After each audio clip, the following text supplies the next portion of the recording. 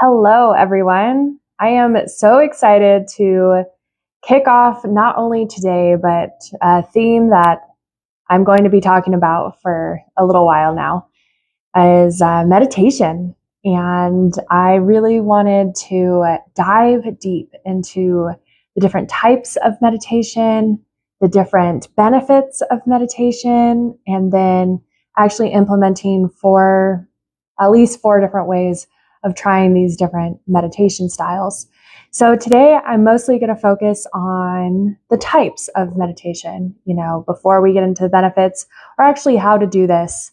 I just want to cover the different types and see what you're familiar with, what you might not know, what you may already know, what you may already practice, maybe combining a few of them. So I am very excited. Meditation has become close to my heart. It didn't used to be. I tried a couple different styles when I was younger, and I didn't understand the purpose. I didn't understand the different types. And with my racing brain and my chronic anxiety, it just never felt like meditation was going to be for me. And for you of those who know my story, I've definitely changed quite drastically. I now implement a few different types of meditation into my daily life, and it has allowed me to heal faster, quicker, and more spontaneously, along with some of the other work that I had to do in order to get my body ready for healing.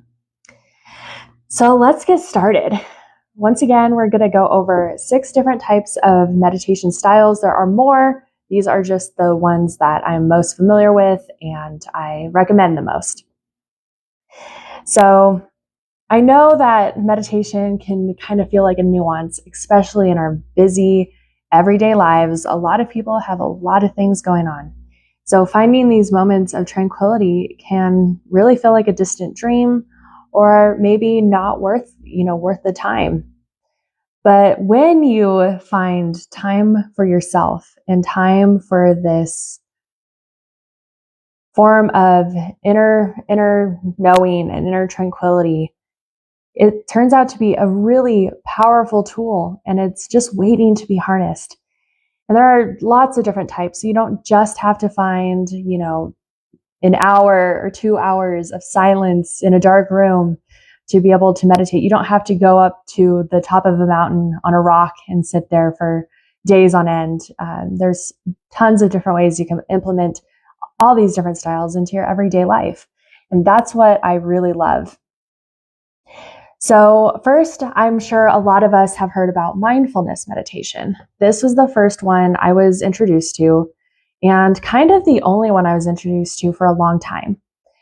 And I was introduced it in a couple ways. When you go into some small meditation groups, they're pretty common. It's just really bringing your focus into the 3D present self. So you focus on your breathing, sounds that might be going on and incorporating them into the present. You can also use mindfulness while you're washing your hands or washing a piece of fruit and just get fully immersed. For example, an apple or an orange. Let's go with an orange. I like oranges.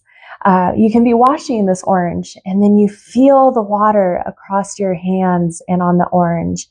And you can start to possibly smell the citrus as you're washing it intensely. You can smell the citrus come up and you feel the little bumps around the orange peel and you hear the rushing water and you see all of this going on. So you're really focusing your senses into the 3D present moment. And this is really great for reducing stress. If you feel overwhelmed, you can just take a few moments to go either focus on your breath or step away, wash something. You can also use this. It's been shown to enhance focus. But my favorite and most useful reason to practice mindfulness is for people in a trauma response. So this could be, a past trauma, abandonment. Let's use abandonment, for example, where you're throwing a dinner party and your significant partner is late. You're calling them, they're not showing up. Your guests are arriving, and you are just elevated. You're angry, and you have this past trauma of abandonment. And your body and your subconscious start to go through the worst case scenarios, and you're just getting angrier and angrier. And they get home and they apologize that they had forgotten, and they were still at work and their phone was off. They have apologized. The guests are absolutely fine. They said, "Oh, it's not a problem. We get it." But you cannot stop the anger.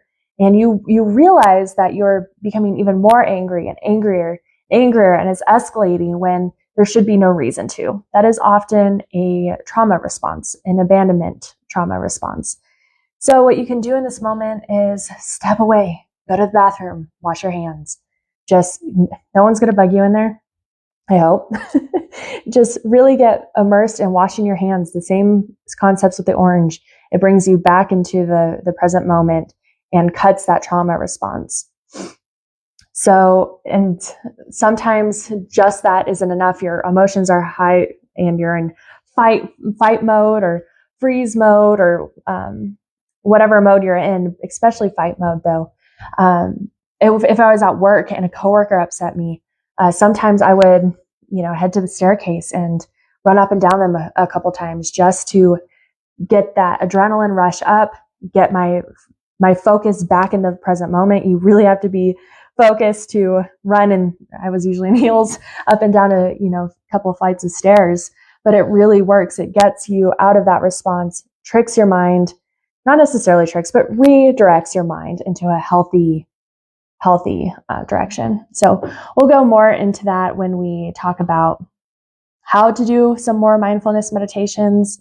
That's just a really quick synopsis of what mindfulness meditation is, and what it's really beneficial for, at least in my realm of work. The next type of meditation is also very powerful. I think all meditation is very powerful, depending on how you utilize it. It's called the loving kindness meditation, and it's really the embodiment of compassion. It's also known as metta meditation, and it's really centered around the cultivation of love and compassion. So you can repeat phrases, you can repeat thoughts, and just feelings of pure love, kindness, compassion towards others and oneself. It really nurtures a sense of empathy, goodwill. It opens our hearts to others.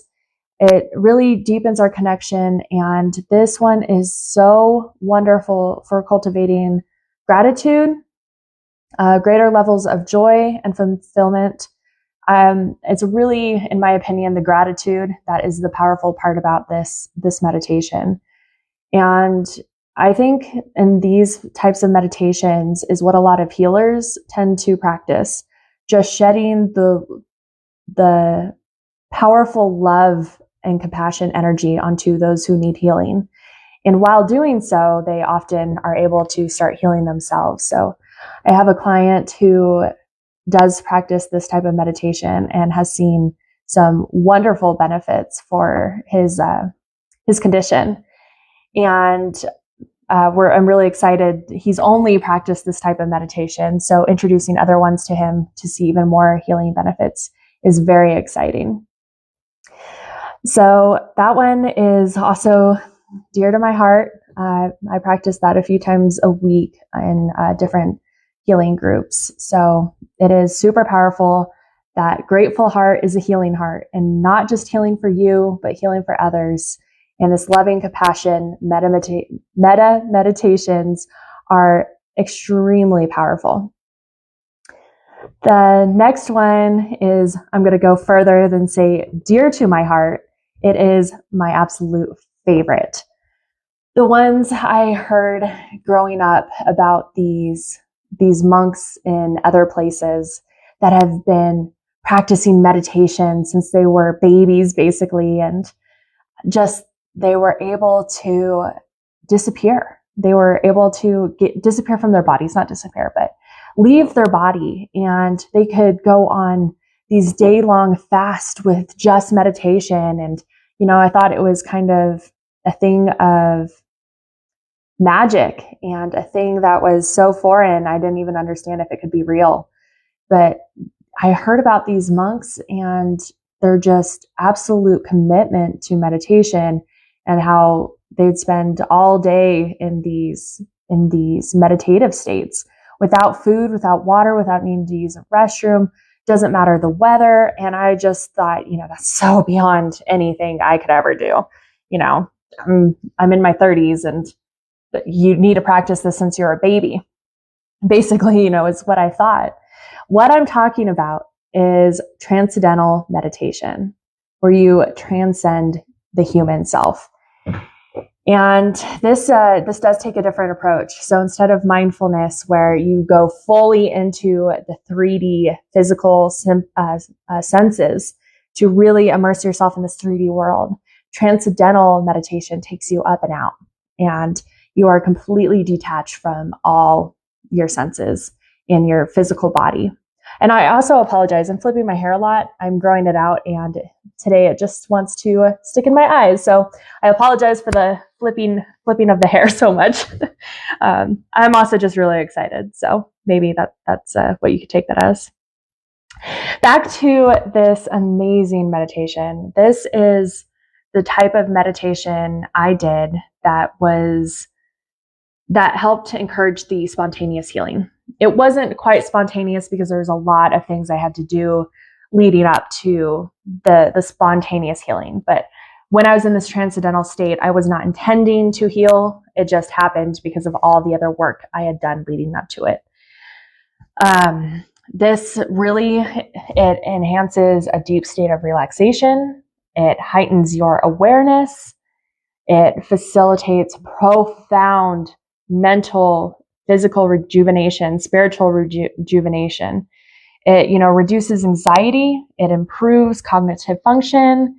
But what I love about it the most is it opens the doorways to these other realms of infinite possibilities where healing is possible, where being free from not just, chronic pain, but chronic anxiety, chronic depression, fear, all of that exists within in this open space, this transcended mindset. This is where your spirit meets the darkness, the friendly darkness, one of my clients likes to call it.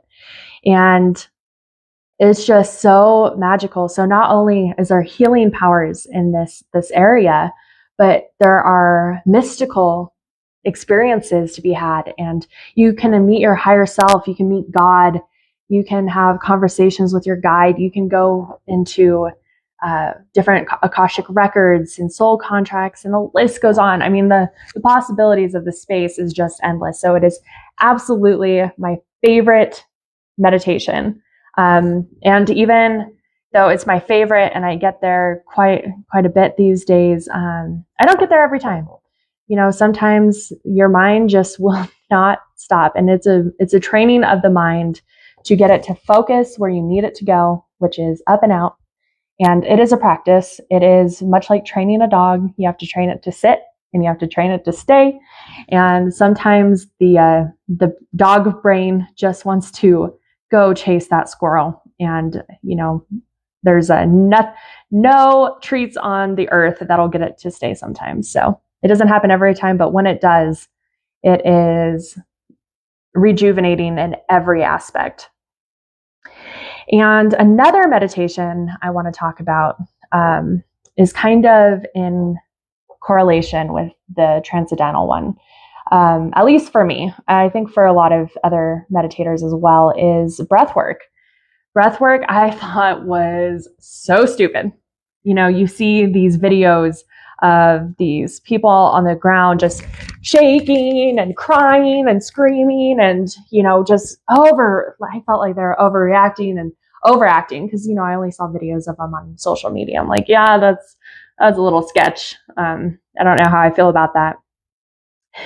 That is, of course, I try to go past my own bias and my own judgment especially when new information is presented. And that's what we should all strive to do. We should all strive to change with new information.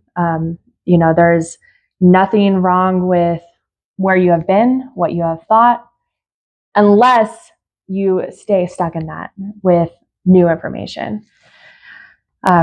So in that, I learned way more about breath work, and there are tons of different types of breath work, and I think they're all powerful in their own right. I know I have my favorite. I understand the importance of others now because I found one that I was like, oh, I get it. So I will go into breath work in more detail on another video, but it really harnesses the rhythmic flow of our breath. It really brings us to full attention. We can decalcify our pineal gland with breath work. We can create different hormones and different chemicals released in our brain, like DMT, melatonin, serotonin, tons of different chemicals can get, oxytocin is my favorite. They can all get released in this breathwork process. So that also helps foster relaxation. Obviously not during the breathwork. It's very intense. It's very physical usually. You could be laying down. You don't have to run or anything, but you can lay down and really focus on controlling your body. But it does, after you're done, the relaxation, because of all the dopamine and oxytocin that's released, is just incredible. It's euphoric, which is why I love doing it right before my transcendental meditation. I release all the chemicals. I get my energy moving. I get my energy circulating. And then right after I finish, I go straight into a transcendental meditation, and I'm just usually gonzo, pretty fast. And I mean gonzo in from my body. I'm very aware of where my consciousness is. So it's, a lot of people hate it. I didn't understand it, so I never tried it. But once I understood it before I tried it, I was all in. I was excited, and I felt the things that you're supposed to feel with breath work, and I finally got it. But I had to do some research on exactly what the point was, instead of just watching these silly ads on Instagram and Facebook about the, hundreds of people on the floor looking like they're having seizures and flopping like a fish. That does happen with some breath work. It doesn't happen with mine, but I will get into more about my opinions on why some people, kind of convulse and have more emotions on another video. So stay tuned. This is very, very powerful gateway to release. So another meditation I'm going to touch on today is visualizing. So sometimes these long transcendental meditations are very overwhelming. They do typically take, normal people, I would say, not advanced meditators, upwards of an hour to get into that state. They're still training their brain on sit and stay. They've got to do it, every day to really build that muscle, sometimes multiple times a day.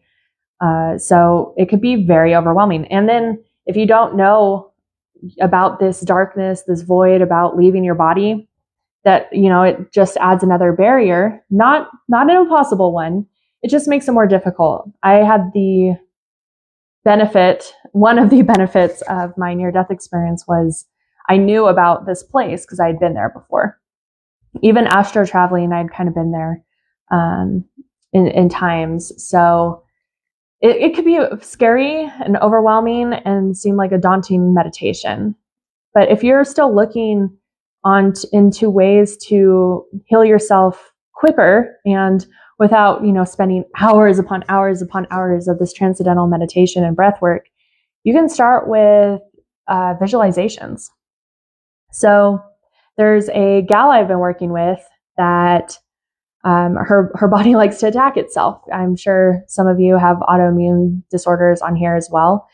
And we use one of her favorite cartoons, which is all about crime solving and crime, not really crime fighting, but more crime solving. And the person or the enemy on the other end is usually no more than a hurt person just trying to scare off other people or create a sense of isolation. Anyways, that's beyond the point. We use this cartoon for her body, that these things in her body aren't actually the enemy. They're just overreactive, and they go in with the troops and they unmask this evil person that isn't actually evil at all. It's just another regular person. And that visualization has been working pretty well for her. Last she told me, her symptoms have gone down in not only severity, but in frequency, just by utilizing this visualization. And it takes a matter of moments. You could spend seconds to a few minutes visualizing and, just really getting in there and feeling that whole situation take place however you want. Another patient, or not patient, I'm not a doctor, another client of mine did visualizations for a part of his brain that his receptors, his little garbage receptors didn't remove the junk appropriately, causing neurological issues. So he went in and he visualized little garbage trucks and garbage men coming and cleaning up all the garbage in his brain. And, that's just, there's so many different visualizations, whatever one resonates with you, whether it's your favorite sitcom, your favorite cartoon, something relatable like garbage trucks and garbage men. I've even done visualizations of different things for weight loss. I have a injury to my brain that it hit the hypothalamus pituitary access point. So I visualize that actually healing and then going on and just trimming off the fat from the fascia and, just trimming away all the extra stuff I don't need. And so that's a kind of fun visualization for me. I also sometimes like to actually melt the fat with fire. So those are really fun ways of doing quick visualizations. I mean, these take me, I don't know, a minute or two, once or twice a day, and boom, that's just another type of meditation that gets you focused inward. Apparently, I just really like meditation because this is, I guess they're all my favorite. I love all of them. Walking meditations. So I'm sure, even just going out hiking or a walk in the park or walking your dog, you're not really focused on anything and you're just enjoying the nature and you're just kind of full of love and gratitude and just feeling the sun. That is its own form of walking meditation. You can find stillness in this. You can bring mindfulness to the situation, really savoring each step and sensation as you move through space. It connects us with the rhythm of our body. It deepens our connection with the natural world. It helps grounding us, especially if you can do a walking meditation shoeless on the beach. That's my ultimate goal, is to do walking meditations on the beach like every day. That would be amazing. And then you can also listen to some different types of meditations to help you with a transcendent dual state. And I call it transcendental dual state. I don't know if that's actually a thing, but that's how I feel. When I listen to some certain types of walking meditations, I am walking mostly in another level, another dimension. I've got tunnel vision. I can only see like this much out of my eyeballs and only about a foot around my feet while I'm supposedly, my eyes are looking down and I'm moving, but I am not really in this body. I am seeing that all happen from another realm, and it is a lot of fun. So bringing that transcendental state into the physical world is also a possibility. I do it through these walking meditations, which involves a little more stillness in between, like at the beginning, in the middle, and the end. But this is great for people who really struggle with just sitting and being still and being quiet. You can do it active. Although I will say, in order to get to this transcendental dual meditation style, you will have to learn how to do the transcendental stillness first before you can then incorporate it into your waking life. So apparently, yes, once again, I just absolutely love meditation. It's so important and powerful. And I didn't look into it well enough probably when I was younger. The mindfulness helped with trauma responses for sure. Hypnosis I was exposed to and absolutely loved. But I didn't realize hypnosis is basically just another state of meditation. So there's the prayer state, hypnotic state, and meditation state. And I believe each of them can get you to the other levels. So I loved hypnosis, and I did self-hypnosis, which was basically just a form of meditation that I didn't even know about. I did not have the time or the energy or really the care to look into any of these other meditations. I was just kind of like, well, this one didn't work, so why bother? But since my NDE and further since my after brain surgery, I really dug into embarking on the deep, dark journey of the soul. And I am now fascinated with learning absolutely everything I can learn, not just for myself, but to really help other people tap into these amazing powers of healing that they have within themselves. Now, meditation is just one of these keys, one of these many keys, but it is such a powerful tool when you know how to utilize it.